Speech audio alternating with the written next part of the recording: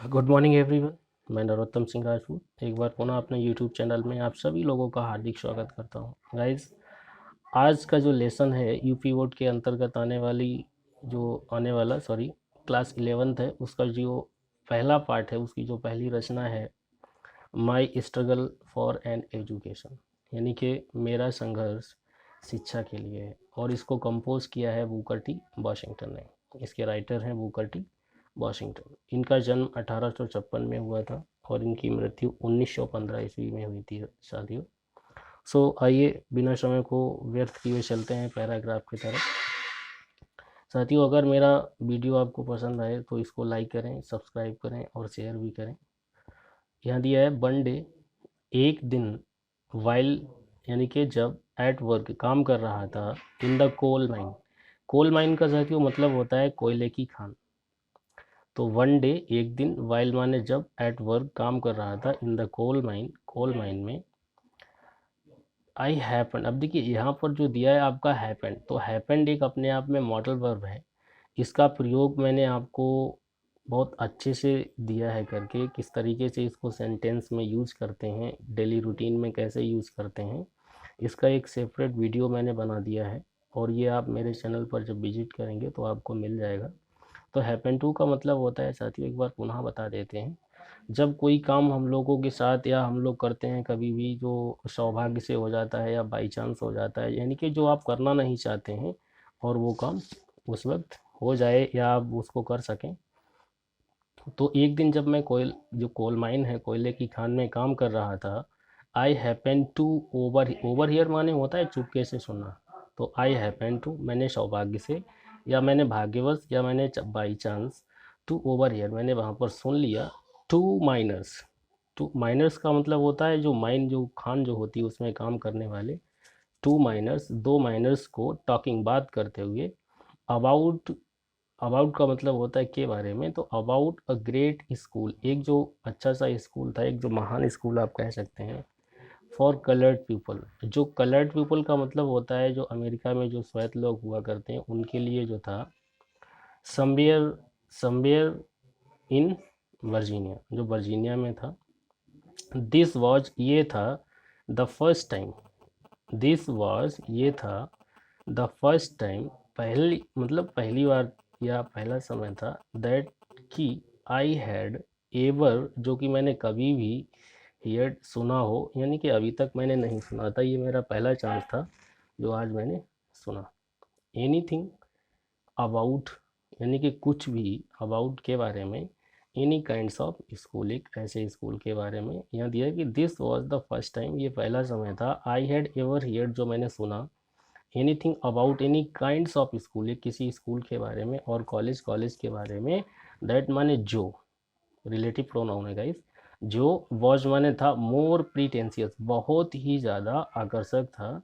Then माने होता, ये कंपेरेटिव तो जो डिग्री होती है उसका प्रयोग यहाँ पर किया गया है, प्रीटेंशियस बहुत ज़्यादा आकर्षक था, देन से ज़्यादा, किससे ज़्यादा, यहाँ पर जो दिया गया कि द लिटिल कलर्ड, जो और जो छोटे स्कूल जो वहाँ पर श्वेत लोगों के लिए जो थे,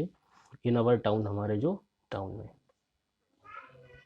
दे दिया यहाँ से कि एज माने जब या जैसा कि, दे बेंट ऑन डिस्क्राइबिंग, वे लोग बोलते गए इसके बारे में, द स्कूल, उस स्कूल के बारे में, it seem to me.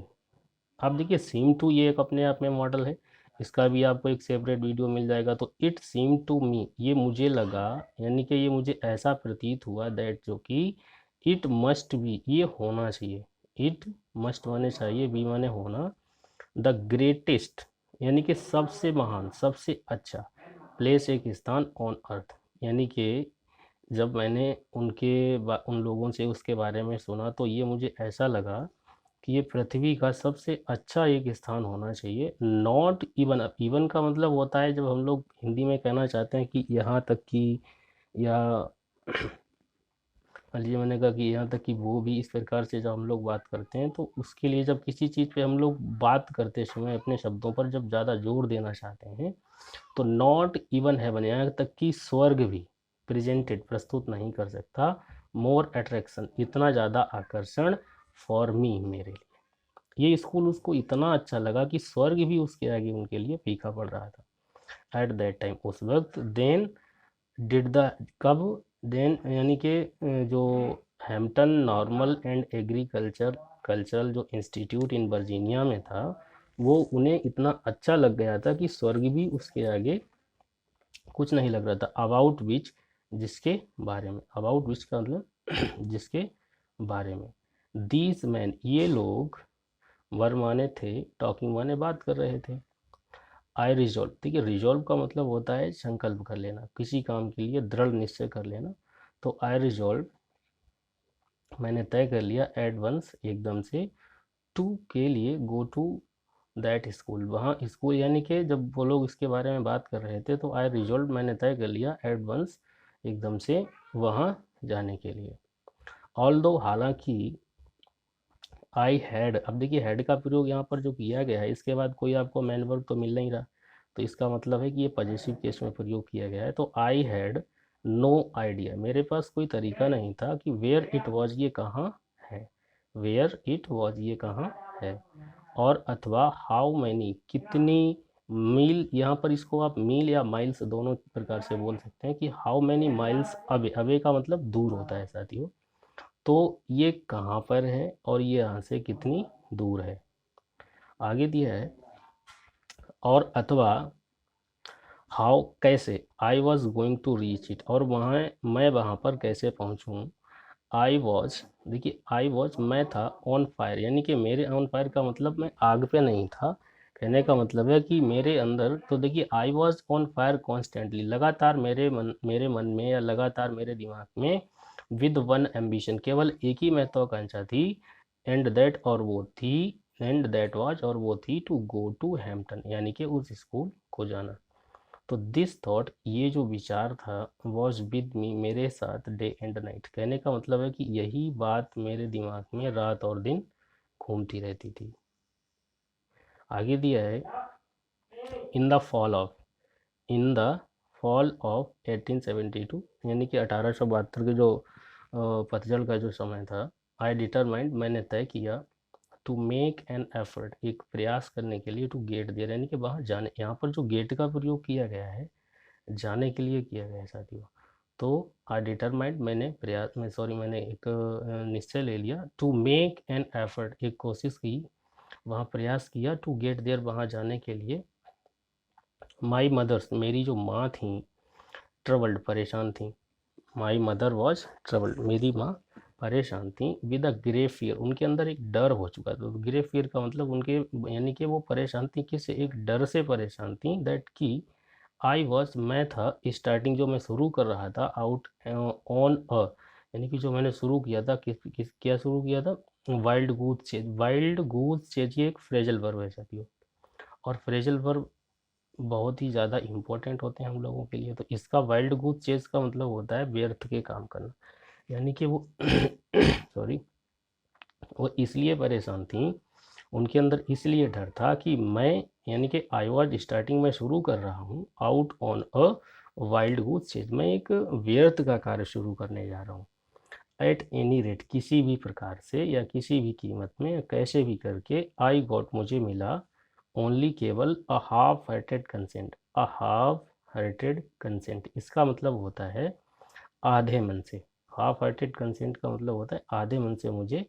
Permission मिल गया, फ्रॉम माने से, किससे, हर, यानी कि अपनी माँ से, दैट आई माइट स्टार्ट, यानी कि वहाँ जाने के लिए, जो कि मैं शुरू कर सकता था। तो I had very little money, देखिए अब यहाँ पर कवि कह रहा है कि आई हैड, मेरे पास था, वेरी लिटिल मनी, बहुत ही कम पैसे थे, विद विच, जिससे, टू बाय, मैं खरीद सकता, क्लोथ्स, कपड़े, एंड पे, और मैं चुका सकता, माई ट्रैवलिंग एक्सपेंसेस, मेरी जो यात्रा का जो खर्चा था, एक्सपेंसेस माने जो खर्चे होते हैं, मेरी जो यात्रा का जो खर्चा था, माई मदर में, सॉरी, माई ब्रदर, मेरा भाई जॉन, जिसका नाम जॉन था, हेल्प्ड मी, उसने मेरी मदद की, ऑल दैट, जितना की ही कुड, वो कर सकता था, बट लेकिन, ऑफ कोर्स, वास्तव में, दैट वाज, वो था, नॉट अ ग्रेट डील, वो एक, मतलब कहने का मतलब है कि वो पर्याप्त नहीं था मेरे लिए, जो कि मैं वहाँ जा रहा था, वहाँ पर जो खर्चे थे, उतने उतने में वो पर्याप्त नहीं था। सॉरी गाइस, आगे दिया है कि फाइनली अंततः द ग्रेट डे, वो महान दिन जिसका मैं इंतजार कर रहा था, केम आ गया।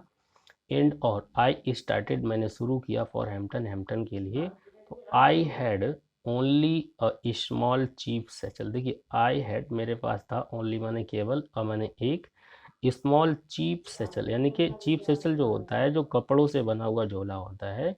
दैट कंटेंट जो भरा हुआ था, द फ्यू आर्टिकल्स, कुछ चीज़ों से, ऑफ क्लॉथिंग जैसे कपड़े, आई कुड गेट जो मेरे पास थे।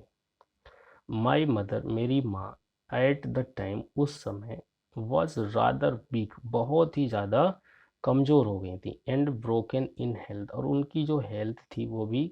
ठीक नहीं थी। आई हार्डली, देखिए हार्डली का भी एक बहुत अच्छा प्रयोग है, हार्डली, वेयरली, मेयरली, ये 3-4 शब्द होते हैं साथियों। तो यहाँ दिया है कि आई हार्डली, मैंने बड़ी ही मुश्किल से, या कहते हैं ना कि बहुत ही कठिनाई से,